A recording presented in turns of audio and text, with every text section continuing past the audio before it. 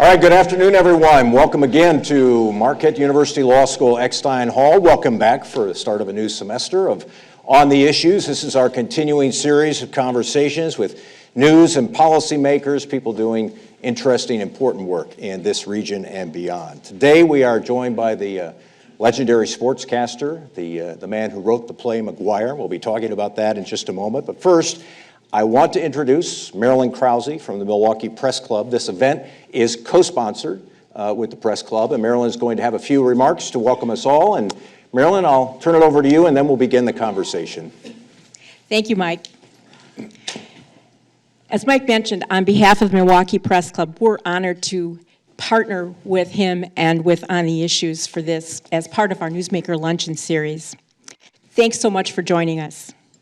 We'd also like to acknowledge the Milwaukee Journal-Sentinel, which sponsors our Newsmaker Luncheon series. We have the pleasure of Dick Enberg in our midst today because, as many of you know already, he's the author of the play McGuire, a one-man show about Marquette University's legendary basketball coach, Al McGuire. The play will start a run here at the Milwaukee Rep in just a few days. This production of McGuire is part of the 100th anniversary celebration of Marquette basketball and the 40th anniversary of Marquette's NCAA championship in 1977. Right. That was a great night. The play features Tony Award winner and Marquette alum Anthony Crivello as Al McGuire.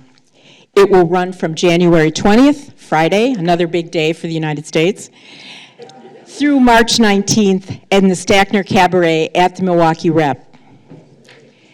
Many sports authorities and fans like us consider Enberg, who retired just last fall as the voice of the San Diego Padres, to be the most versatile broadcaster of his era. His broadcast career spanned about 60 years and included covering, count it, the Olympics, pro football and baseball, college basketball and football, tennis, golf, and horse racing. Enberg and McGuire were college basketball broadcast partners and close friends. For me, games with Dick Enberg and Al McGuire in the booth were the highlight of the NCAA season. I'll never forget their insight, their expertise, and their humor. So please join me once again in welcoming Dick Enberg, and let's get started. Thank you, Marilyn.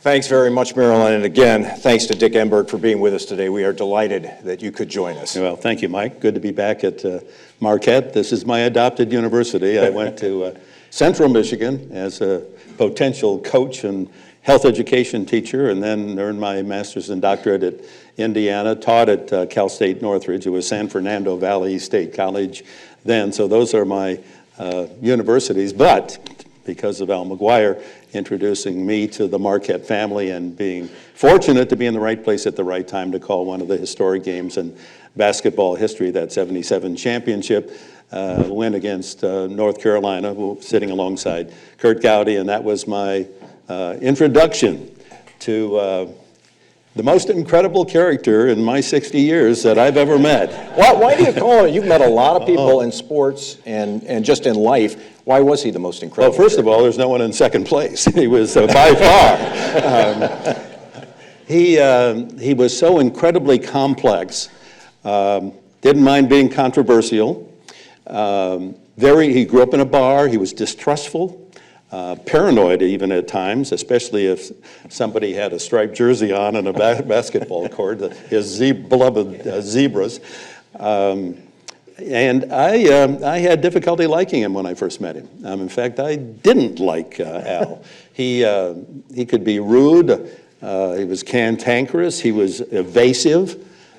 He didn't want too many people to get in his electrical field. And you really felt honored when he finally trusted you as a friend. And fortunately, because I was with Al for almost 20 years, he did allow me to get inside his barbed wire. And when I found myself there, here was this incredible character and street genius that saw life so differently than all the rest of us. Yeah, we sit in the theater of life. Here we are. We're looking out there. There's the stage. We're looking. Al was over in the corner looking at it from behind the screen. You know, he was like the Wizard of Oz. He was seeing everything differently in his own way, his street sense way.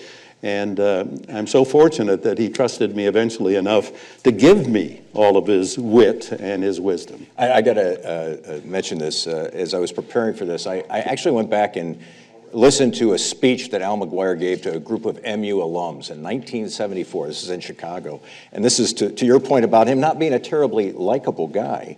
He was telling this group of alums, he said, you know, your basketball team should be an extension of the coach. And in my case, that means you're surly, obnoxious, and arrogant. And he said, and that's what we were. That's what we were. But you said when you had a chance to really spend time with him, he just changed your mind just completely about the layers to the man.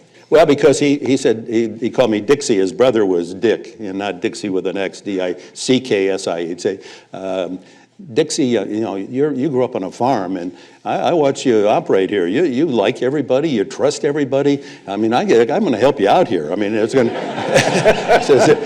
somebody's going to have their hand on your wallet, and you won't know it. I said, I'll know it. It's probably going to be you, Al.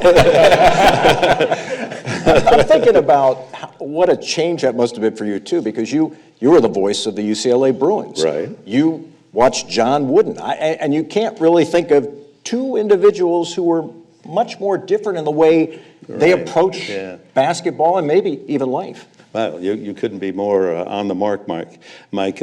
Here's John Wooden at one end of the continuum and McGuire on the other, and in terms of personal behavior, I mean, Coach Wooden was as close to a saint. No, God didn't make anyone perfect, but he came really close with John Robert Wooden.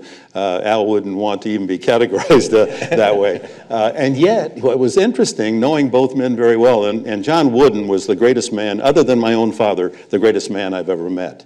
And here's Al McGuire, so totally different, a street guy, a genius, and, you know, profane and crazy and all of those good things. And yet they were really attracted to each other. Coach McGuire to Coach Wooden, because he was the master, 10 national titles. And I was lucky enough, by the way, think about this, being in the right place at the right time. Gene Autry hires me for his television station in Los Angeles. And I left the campus at Cal State Northridge. And a year later, that station decides to televise UCLA basketball. And it just happened to be a fellow named Lou Alcindor was going to have his first year of eligibility. And so Kareem and I started with UCLA the same year. I did the games for 9 years, and they won 8 national titles. I mean, that'll never happen again. I mean, just being in the right place at the right time. But to the story, Wooden and McGuire being so different, and yet I think opposites really do attract. And Wooden was amazed at this crazy character.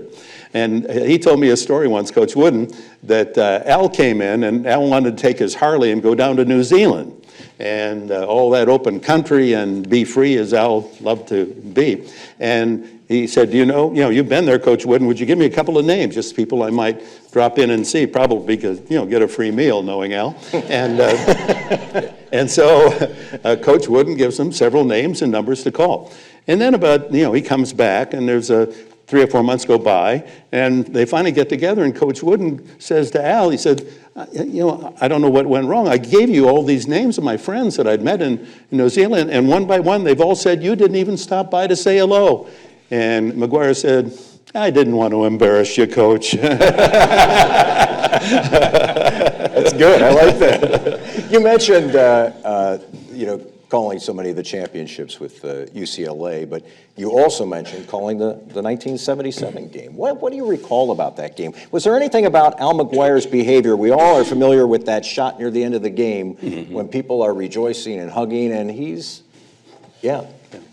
Well, I still didn't like him at this point because you couldn't, the thing with Al was that as a broadcaster, you prepare for a game by going to the practices the day before that game. And the coaches are always, very amenable to sitting down 15 minutes, 30 minutes. Here's kind of our philosophy. You can ask them anything. You get a couple star players. But not with Marquette and not with Al. You go to the practice before the game, Al wasn't there. He had Rick Majerus and Hank Raymonds would do the practice. Al was out in the country somewhere taking one of those right-hand turns. And then the game would begin on, I can remember being at the old Milwaukee Arena. They'd be dimming the lights. We're coming on the air. Hello, everyone. Here we are. Marquette's playing DePaul today. Al hasn't shown up yet. He waited until they all dimmed. He could put on that carnation, the boutonniere, walk out on the court, make sure he'd like this. There's people in the corners. He wanted to make sure people were in those toughest seats to indicate that he'd sold out the house. So I never had a chance to talk to him. And when I did, he just kind of brushed me aside. So now we finally get to Atlanta, and this improbable season for Marquette comes down to the Final Four.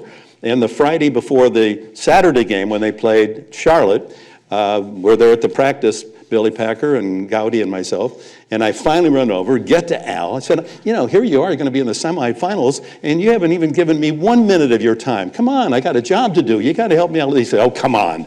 And he had a priest with him, and Al loved to lie on his back. I mean, he even slept, and this is the truth, he slept in the bathroom of a hotel rather than in a bed because he liked to sleep on the cold tile. And he always was sleeping with on his back. So anyway, he found, he was beyond unusual.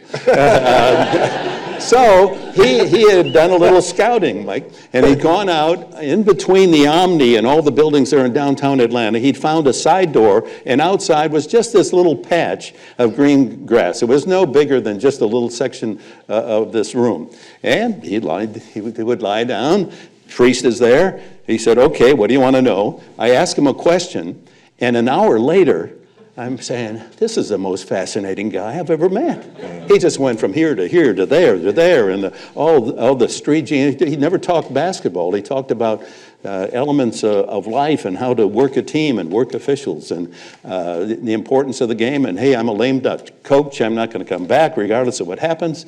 And that was the start of breaking the ice in our relationship. And then when they win the title, NBC hires him as a partner with Billy Packer and myself, and we worked together as a team for 4 years. And then when Billy went to CBS, to my good fortune, it was Al and Enberg for the next 15 years. And through that 15 years, to be with Al McGuire every Saturday, Sunday, and have him show me the pulse of life like no one else. 78 was your first year, I think. Right. In the Packer, McGuire, Enberg team. And I heard you tell a funny story somewhere about the network's decision to hire Al, but yet they still had some misgivings. What were those first few games like with him? Well, that's an element in the play. Some of you, how many have seen the play? We've been here before. Thank you. And now we've gone even deeper with a new actor and in this cabaret theater where people can have a libation. Boy, Al would love that, wouldn't he? A cold beer with a lot of foam. He would never let a waiter pour his beer. He always said, no, give me the bottle. He'd pour his own beer. He wanted the foam to go over the edges. He said, that shows life, and who wants a flat beer?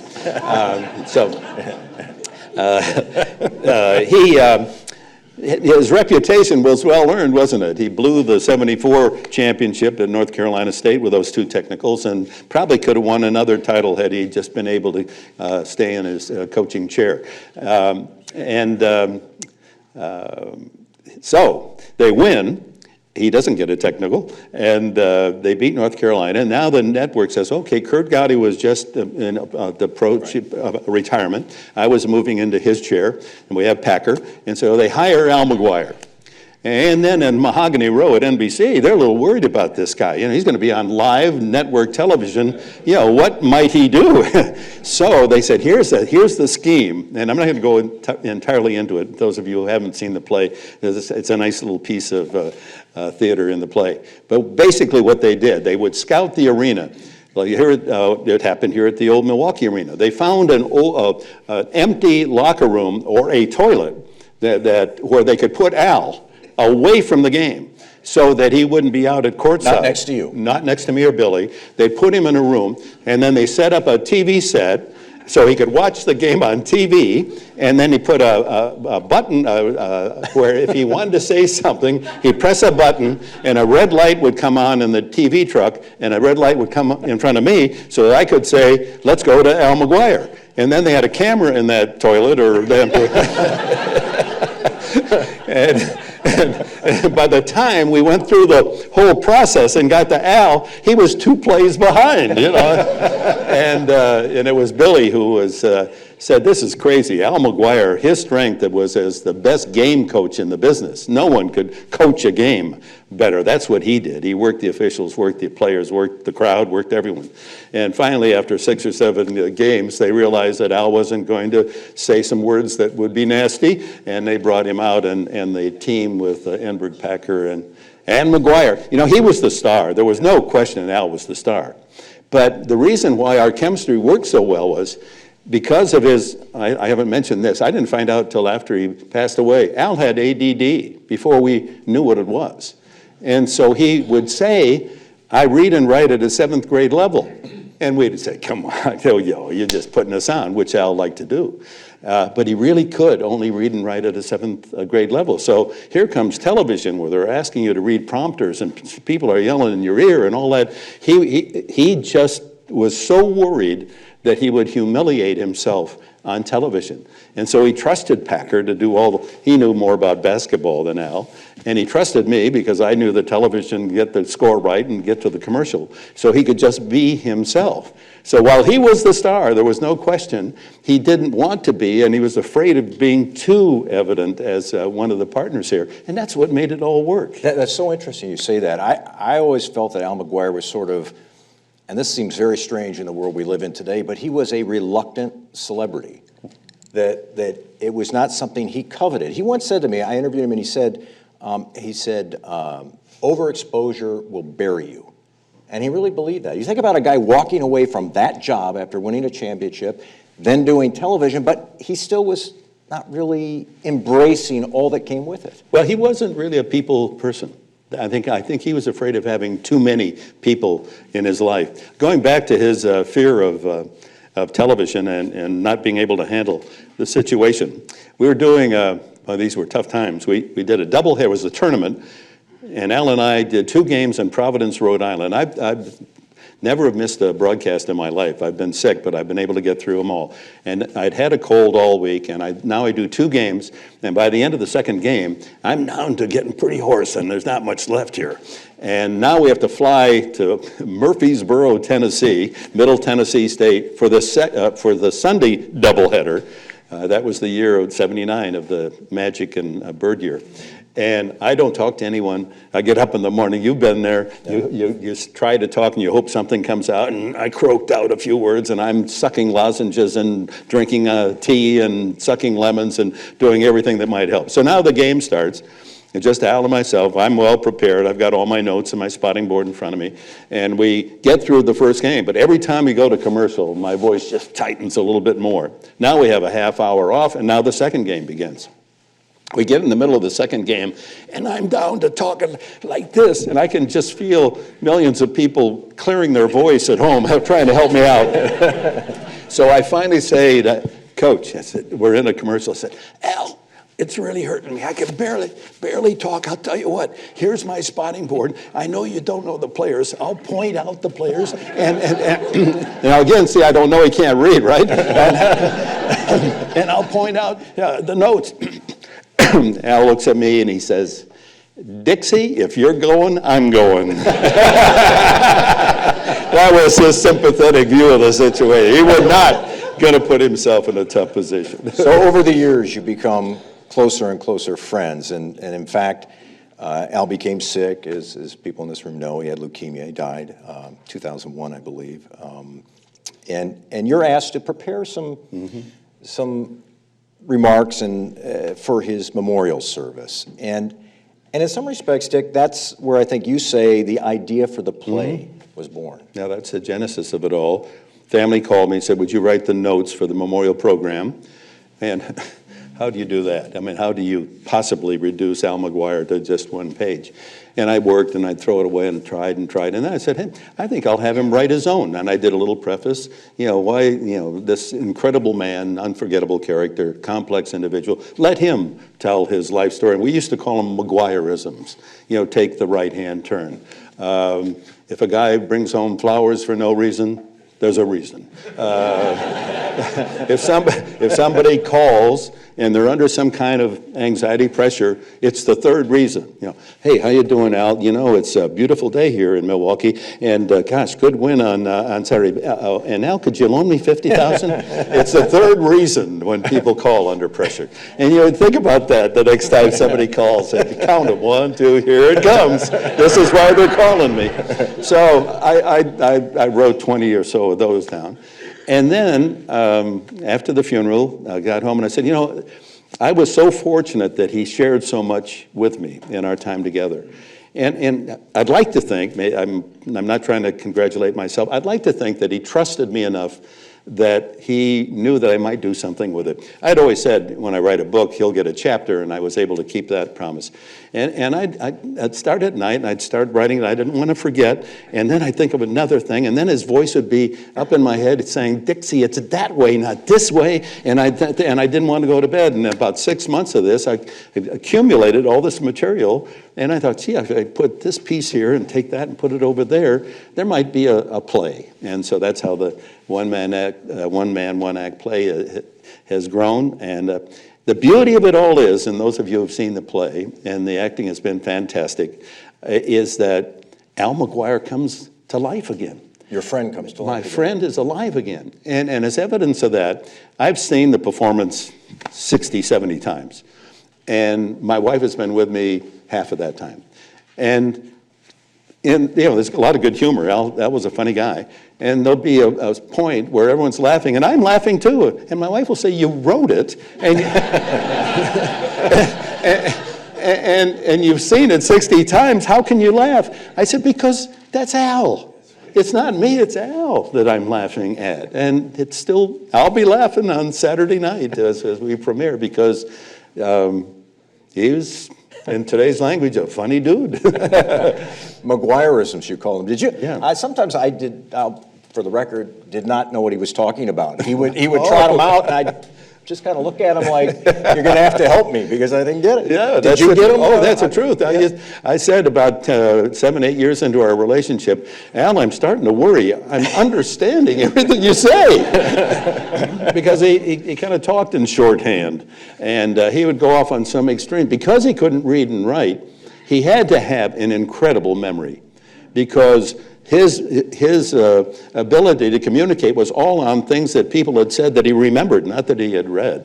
And so he would throw in to a conversation, it's like catching a marlin off the coast of New Zealand, and you're looking at, what's that got to do with the fact that they won by 3 last night, So you had to balance out your own process of his language and his special way of communicating. You said there's a lot of humor in this 70-minute production, but you also said, I think particularly true in this production, that it does look a bit at Al McGuire's darker side, and that's an expression he used, that he was not a saint. No, he wasn't, and as the playwright, my problem initially was, Pat was still alive and his family, how far do I go in his darker side? Because he revealed all that to me as well. And hey, no one's perfect. We all have our warts. And I hinted at some things at the end of the play, the original play. When he's dying, he says, I'm worried about the pit stop, purgatory. So the pit stop. He says, so I may have to get a deaf priest out in a Economo walk or someone to hear my final confession. He had it all worked out, I'll tell you. And so one of the lines in there is, hey, I got to admit, as I worry about the pit stop, that the 10 Commandments I violated, 100 times. I didn't kill nobody, but I violated, to hint at his shortcomings. And so delicately, but I think theatrically and dramatically, it makes him more of a believable theatrical character, which he was, to show that he wasn't perfect. And as in submitting the script initially to people in Hollywood and television, they said, it's all great stuff, good humor, this and that and the other, but what's the other side? What's the contradiction to this man? What I had written was a tribute to Al, and now the tribute continues by the actor dealing not too heavily, but more into the total being. The actor playing Coach McGuire in this production is Anthony Crivello. He is a Marquette alum. He's a Tony Award-winning actor. Really good. Yeah, really good. Cotter Smith was, I played, I think, Al in the first production. Right. But what does Tony Crivello bring to this production? Well, Tony, maybe it's his Italian heritage, he captures Al's anger. Cotter had, he sold Al beautifully in his humor and all the rest. And it just, Cotter is kind of like me. He won't get too many technicals, maybe one now and then, where Al seemed to make it a lavish experience. And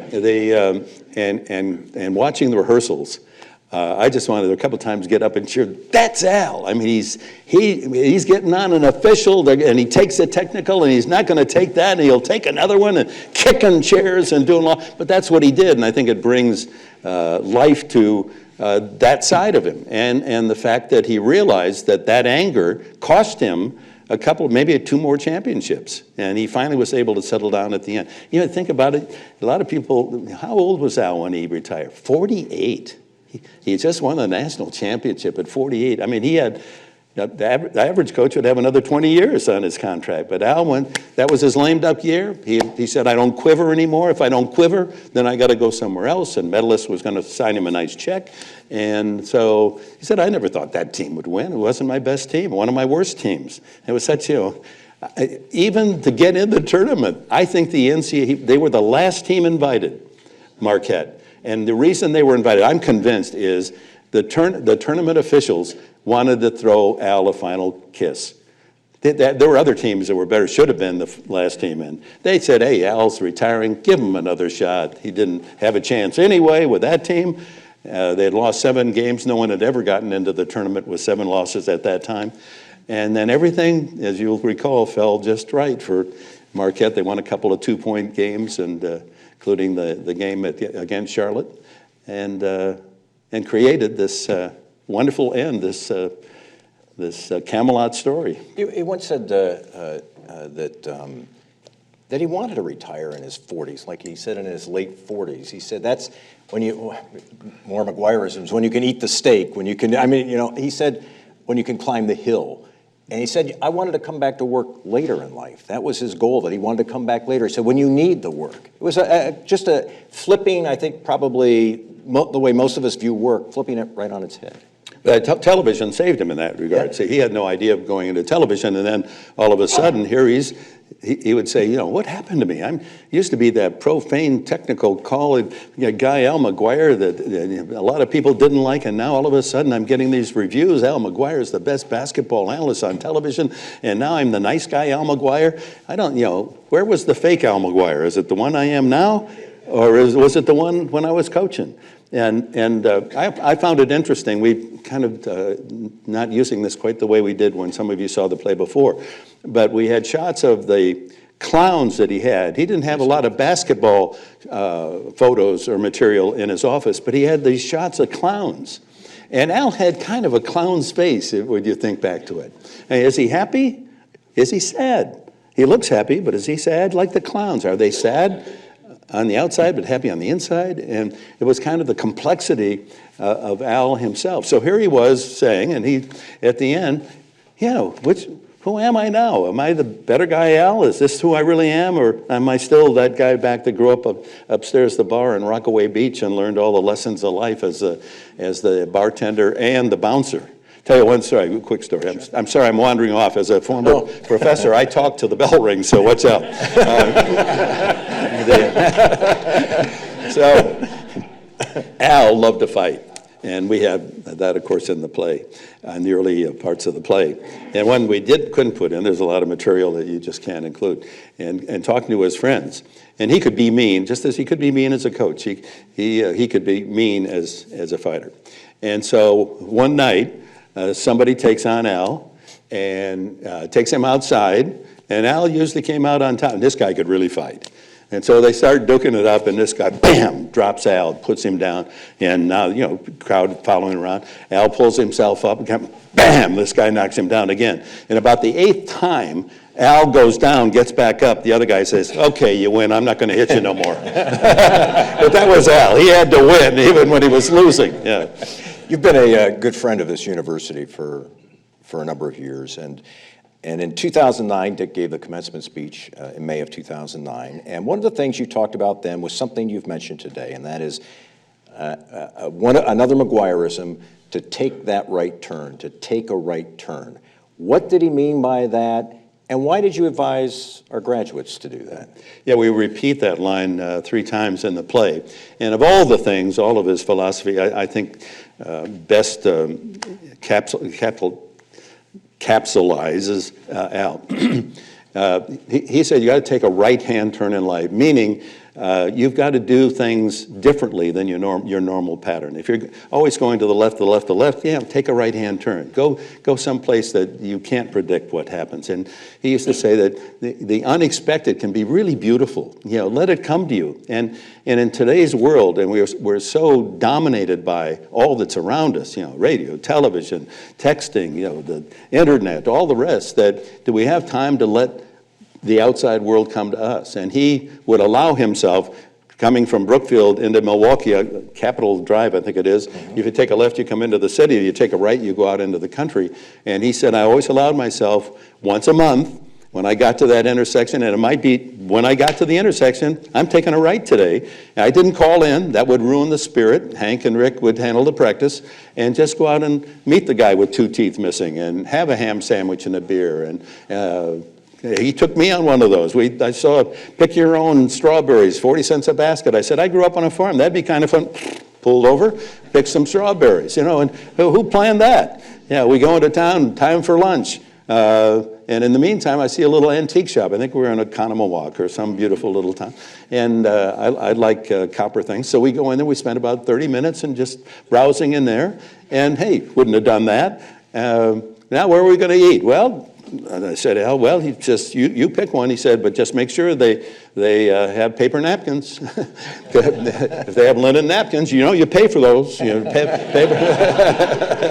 Now, Al did have really short arms and long pockets. Boy,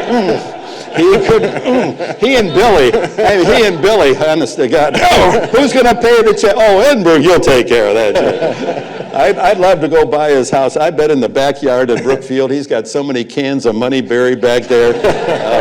He sure didn't spend it. Could he have coached in today's sports environment? Probably not. Probably not. I mean, he got away with things that would get you fired just like that. I mean, come on, he hit Bernard Toone in the middle of the tournament. Hit him, and Toone hit him back. And, I mean, there's some of those in the play. I don't want to give all the good lines away. But he was fortunate, and we're fortunate, really, that he came at a time where he could be himself, because he certainly, that Al McGuire would never survive in today's world. But he knew, one of the lines in the play that I love is, he wanted his kids to get the paper, the diploma. He promised them the paper. And it might take 5 years, it might take 6 years. He's going to get them the paper. He promised mom and dad that he was going to give their kid the paper. But he said, and that doesn't mean you're educated. If you want a 10 bar for 6 months and drive a cab for 6 months, now you get your master's and doctorate in life. And he had this nice term for it all, humanism. It's a nice word, isn't it? I don't know if it really is a word, but it is now. Humanism, that's what you'll learn. People, body language, the shake, which he liked to do now and then.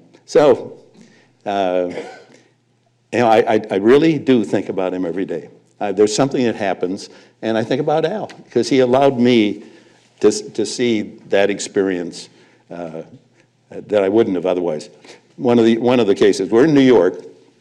I can never get it straight. It's 57th or 59th across street. There's one that has several lanes. It's not just 2 lanes. And we're walking along, it's like 4:30 in the afternoon, going somewhere. And this bus is coming down the street, and the driver is laying on the horn. I mean, just horn. And I say to the coach, I said, this is your city. Isn't it noisy enough without the bus drivers laying on their horn like that? He says, going home. And I said, what's that mean? He said, he's going home. It's his last run. He doesn't hit his horn all day long, but it's his last run. He's going home. I mean, just to see that. I mean, so. I want to take about the last 10 minutes of our conversation. We'll open it up to your questions for about 15 minutes at about 1 o'clock. But I want to spend the last 10 minutes on your truly remarkable career, Dick. You know, Marilyn read some of what you've done in your broadcasting career. I mean, basketball, baseball, football, horse racing, Wimbledon. You've really done it all. but I'm wondering, did you ever, and I hate questions like this, but I think it is actually. Don't answer it. But did you have a favorite sport? And by that, I mean a sport that you felt worked particularly well for you and for your skill set. Yeah, that's a great question, and people ask me that all the time. And the results of doing so many sports and what's happened, whatever my contribution to sports television has been. First of all, the best game, the best announcer game, without question, is baseball. It's the most challenging, it's relentless, it's the most difficult. The rhythm of the game exposes you. If you don't know the game, know the history of the game, the humor of the game, what do you do in those spaces of time where the pitcher won't throw the ball? You got to make that interesting too, and then still be on sharp enough that if he hits a gapper and it's a potential triple, that you're on top of that and can show the excitement of that moment. So baseball, and maybe it's because that's the game I played and I coached, and but that's the best announcer game. And anyone, if you have young people that want to be a broadcaster, and if you sent me 100 of them, I'd have them all do a couple innings of baseball. And if you can do baseball well, you can do any other sport, any other sport. Ted Williams was my idol. He was going to argue with me. Basketball's got to be the toughest sport. I said, Ted, come on. Basketball up and down. The game is fast. It carries itself. Know the names of the players, the lexicon of the game. That's easy. And then when there is a break, there's no time to say anything because your analyst is talking. Where's Al when I need him? But baseball is my favorite and the best announcer game. The best event, and people ask me this kind of where you're going, is Wimbledon. And for this reason, a World Series is only 7 games. Final Four is Saturday, Monday, terrific, but only a long weekend. Whether it's the Stanley Cup or the Kentucky Derby or the Super Bowl, it's still just a weekend or a week. Wimbledon is 2 weeks, and all the greatest players in the sport want to win this oldest of the major events, and it's men and women. And it's England and the way they embrace this event. It's grass of center court. I mean, it's just, I judge an event and people by, can I fall in love with them? You know, people say, well, gee, you won 7 Emmys for writing and you've written this play and you've written a couple of books, but I'm not a good writer. Anyone can write when they're in love with someone or something, right? All of you, you can think back when you wrote that love letter, you're pretty good. You were a good poet probably. But try to write the letter when you don't love somebody. And that's where the outstanding writers are. I'm not one of those.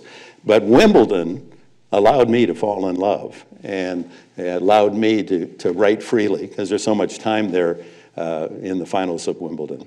So that's kind of a stock answer. But you know what's funny? I thought I was pretty good in the NFL. I thought I was good in the college basketball. But if I walk down the street today, no one ever said, "Gee, we miss you in baseball. We miss you in the NFL." But I get it all the time. When are you coming back to Wimbledon? Isn't that interesting? So maybe, and it's a limited audience tennis, but they're very devoted to their sport. And it was just maybe the fact that I was in love with the experience, and maybe my style, my voice fit the cathedral when, not always, I wander again. We're 19, I think it was 98. I'm working with Chris Everett and John McEnroe. We're jammed into this little booth at center court. And it was the year that Malavai, Washington, a long shot American, was in the finals against Richard Krajicek. Krajicek from the Netherlands had beaten Pete Sampras to get to the finals. And here we come on the air, and I'm using my Wimbledon center court championship tones.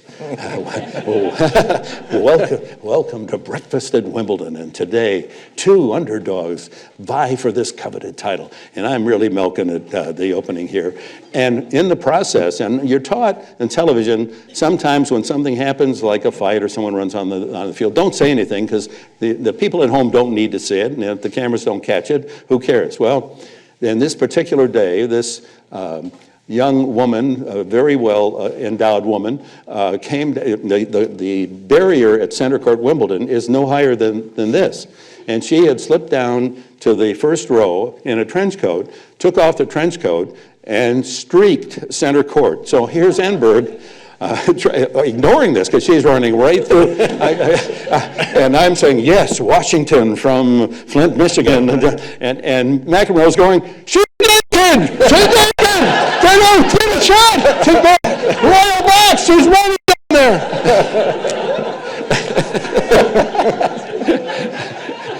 And the Duke up in the Royal box is going... The Bobbies are fighting over who's going to put a blanket around her. So, you can't always fool, you may be able to fool the television audience, but not with McEnroe next to you. So Professor Enberg, let me ask you about your decision you had your master's and doctorate in health sciences from Indiana University. You could have continued in the classroom, but you loved it too. You chose sportscasting. Why? Well, first of all, I loved teaching, and I'm considering going back and like you and being involved on a college campus. And I tell, not only is it the noblest of professions, teaching, as exciting as being a broadcaster is, to be in a classroom of motivated young people, and you know every time you're in there, it's going to happen. The challenge of the raised hand.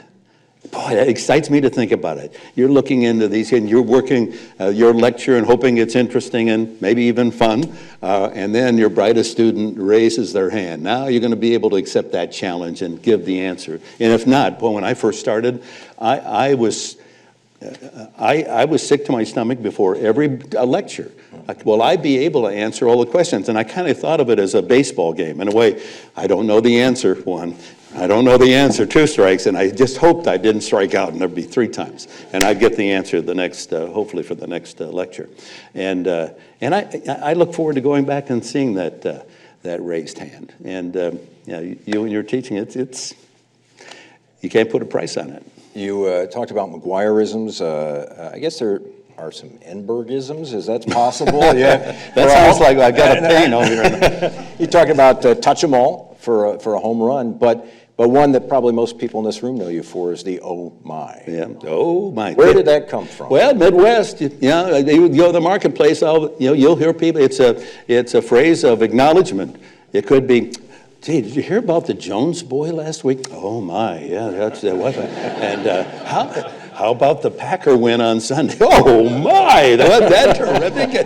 And what do you think about the second half of Marquette? Oh my, what happened? I usually heard it from my mother in despair. Oh my, Richard, wait till your father comes home.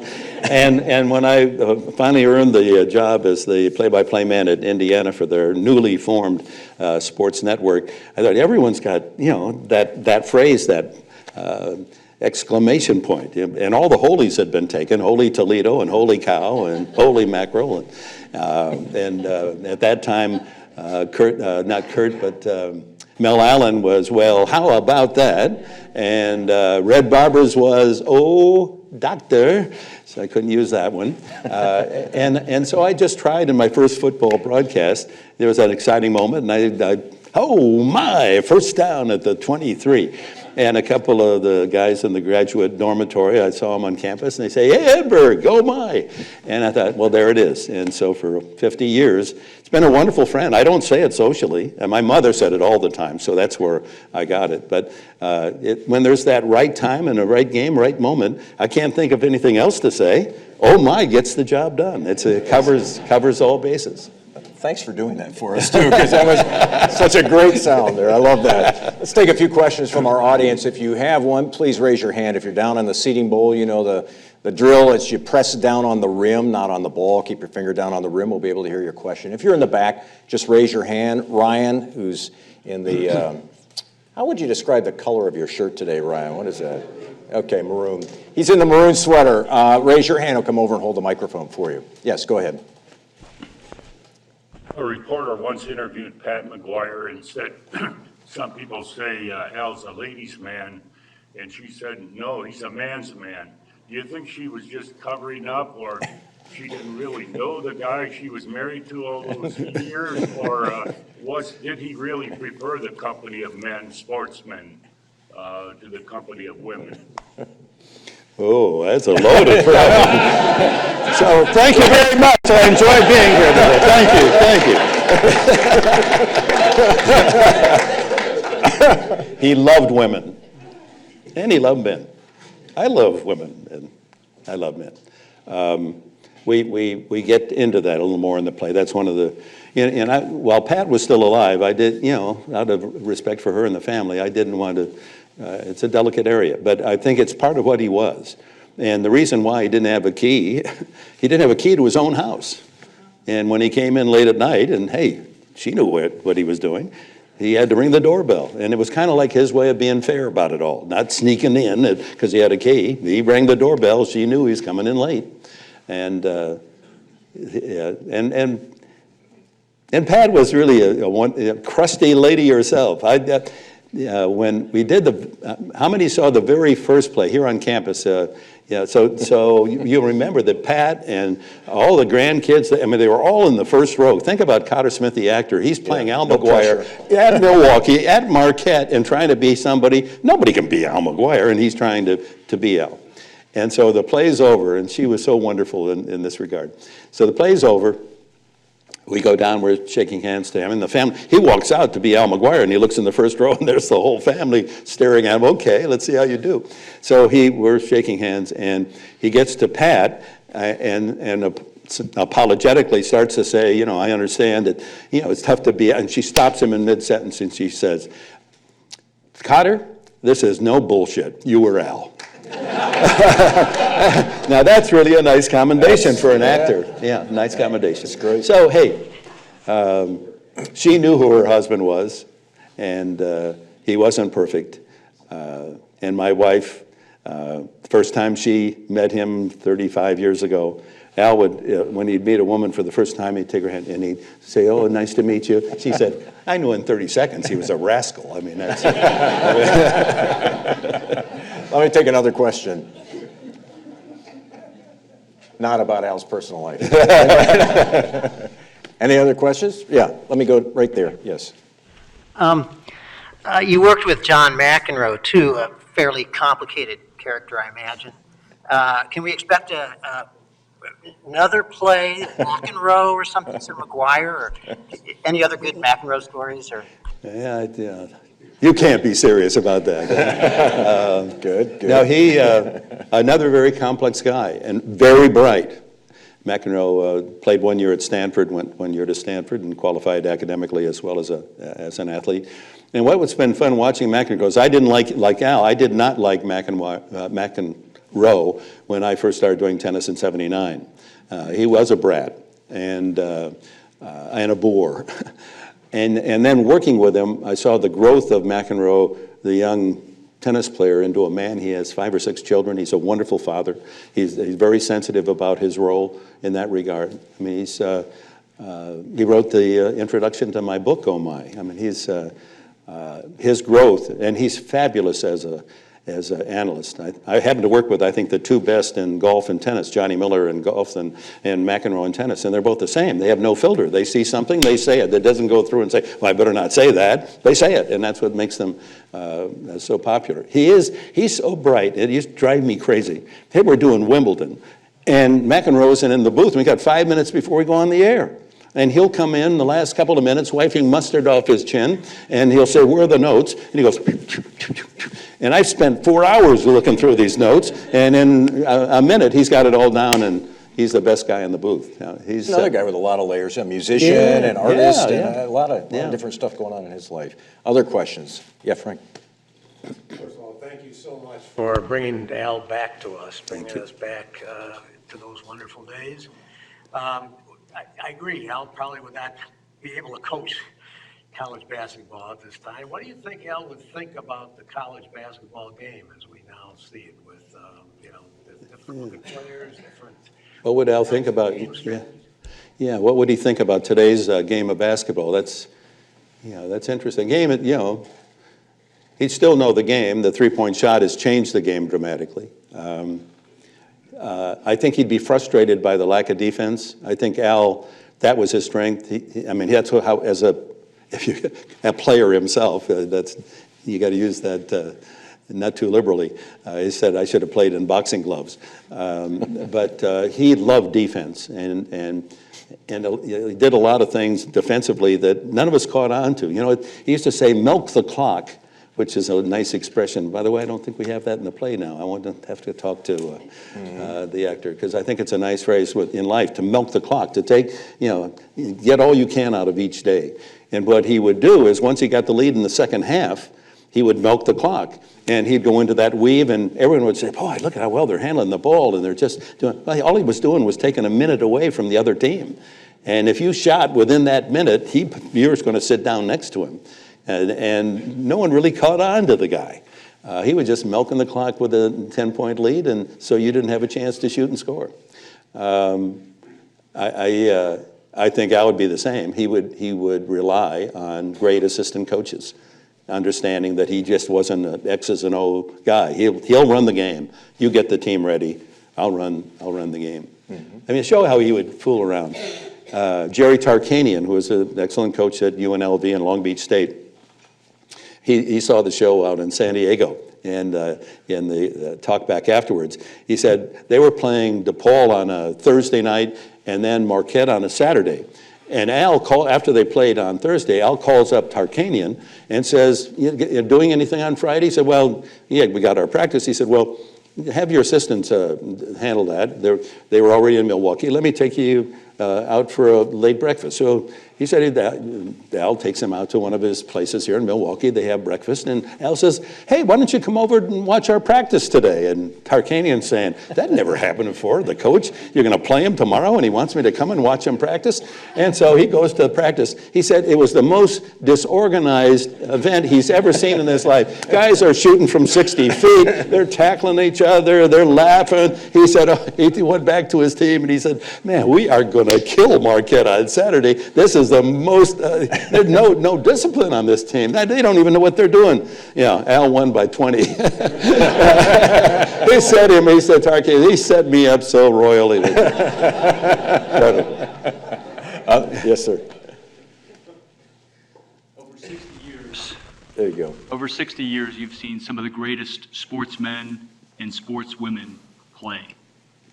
Who's been your favorite? Is there one particular player or one particular team, aside from Marquette, that you just absolutely loved to watch?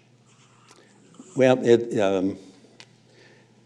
my hero was Ted Williams. So as a kid, I grew up, and any chance I had to hitchhike into Detroit when Boston was in town to see Ted Williams just take batting practice was like watching a concert cellist, virtuoso. Just he's the best hitter I ever saw in my lifetime. So, and when I got to know him, and he got to know me, which is great that the man that I idolized got to know me and thought I was pretty good, and would come to San Diego where he grew up and said, Enberg, you want to have breakfast and we'll talk baseball? How good is that?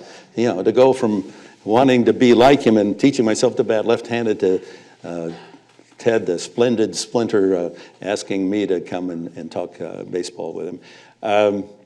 Yeah, there's so many. I'm currently thinking about writing a book, and the co-author wants to call it Touch 'em All. That's my home run call. But Touch 'em All would mean touching all the sports that I've been fortunate to call. And he wants to do my top 10 most memorable events.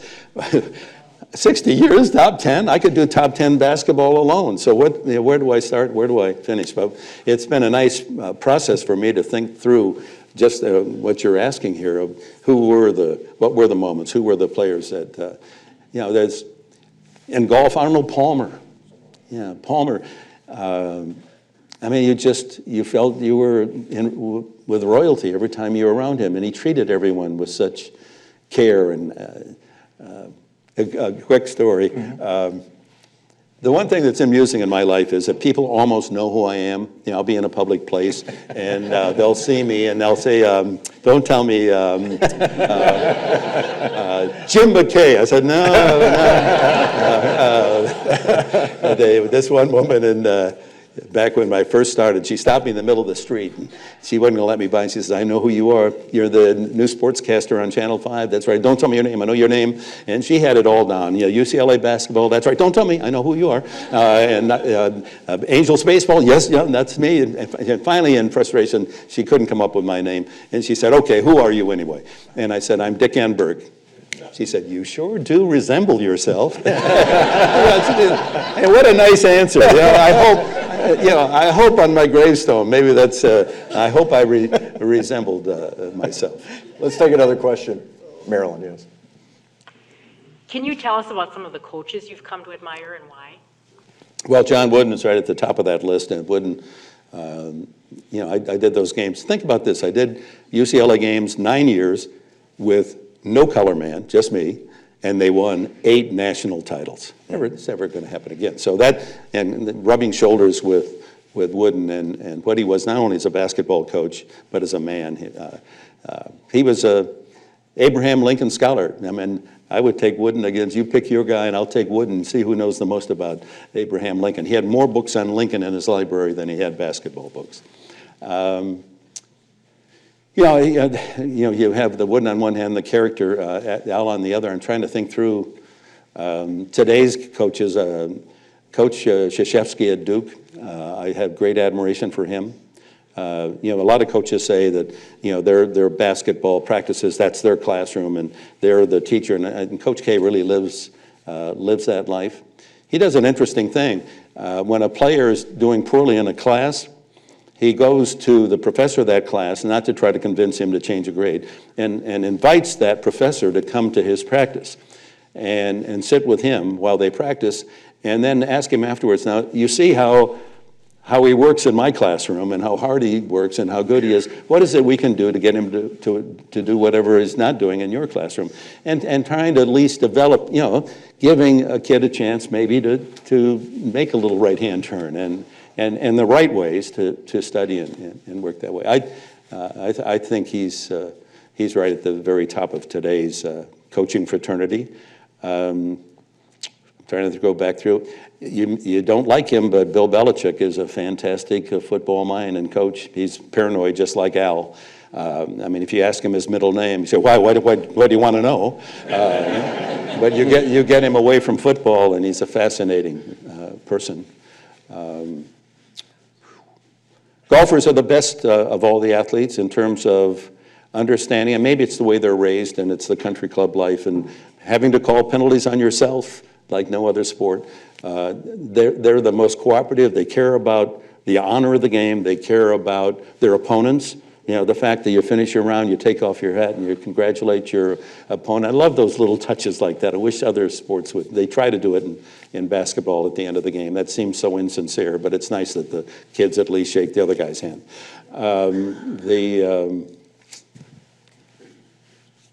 And they care about the media and the fans, that's nice. They even care about us. And a lot of sports miss that in a way that we're just trying to, I made a living personalizing the number.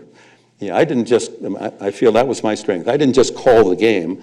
I wanted you to know more about the numbers playing the game. I want you to care about the kid that just missed that layup, that here's his background. So you had a rooting interest in him. My mother used to say, gee, that story you told about the boy and his father died and how he had to take, she said, I'm always going to root for that young guy. Well, so I called it my mother's notes. Now I'd be looking through and I'd say, oh, that's a mother's note. I'll work that one into the game. So I'm not really answering your question because that's a tough question. It is a tough question. But you think about it in my lifetime, how privileged I've been to be able to meet. I mean, you could almost throw out any name and I could tell you a little bit about them. What's next for you, Dick? Well, this book may materialize, and that'll take some time. The play, I'm here, and I'll come back in the middle of the 8 weeks to see how things are going. And, you know, I think it's good enough to go to New York. And to me, that would be the ultimate victory. I'd have that triumphant Al pose. Wouldn't it be nice if Al would go back to New York City, off Broadway? And the current production and the current actor gives me hope that can happen. I mean, it's a powerful, exciting hour and a half of theater, and I do hope those of you who haven't seen it will take time to be there. Ticket sales are doing Yeah, they're like 80%. For 8 weeks, they're almost 80% sold. So the buzz is going, and yeah, what better place there? I mean, obviously. And it's a small, it's a cabaret theater, 130, I think, is the capacity. But great venue. Yeah, I can't wait for opening night. It's great now without an audience, and I know what's going to happen with the audience. A final note. Yeah, when I was first dating my wife 34 years ago, we were in New York, and she says, I have tickets to see Whoopi Goldberg. And I said, what's a Whoopi Goldberg? I mean, and she said, and she's from San Diego, and she's doing a one-woman show on Broadway. I mean, that's so rare for any comedian to have a big theater and do a one-person show. And here was Whoopi Goldberg. And she was, well, we all know, just a brilliant talent. And she finished her performance by saying, for those of you who came, and if you didn't like, and she could be a little raw at times, if you didn't like it, please don't tell anybody. But if you did enjoy tonight's experience, thank you for letting me dream on your time. Thank you for letting me dream on your time. And I echo that. I could say the very same thing. Thank you for letting me.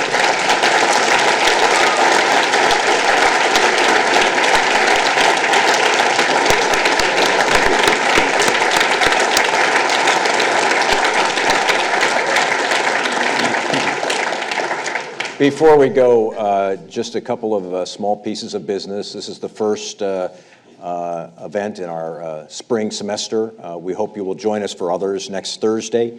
We'll be joined by one of our law school professors, Michael O'Hare, who has written a new book about incarceration in the state of Wisconsin. It's, I think, a good, important book that's just out, so we'll be talking to Michael about that. And we've added a number of events, so please check the law.marquette.edu website regularly. We'll have a lot of really, I think, good people passing through this. Although it'll be tough to pass up this guy. How about Mike? Thank How you about very much. Mike? Appreciate it. Thank you.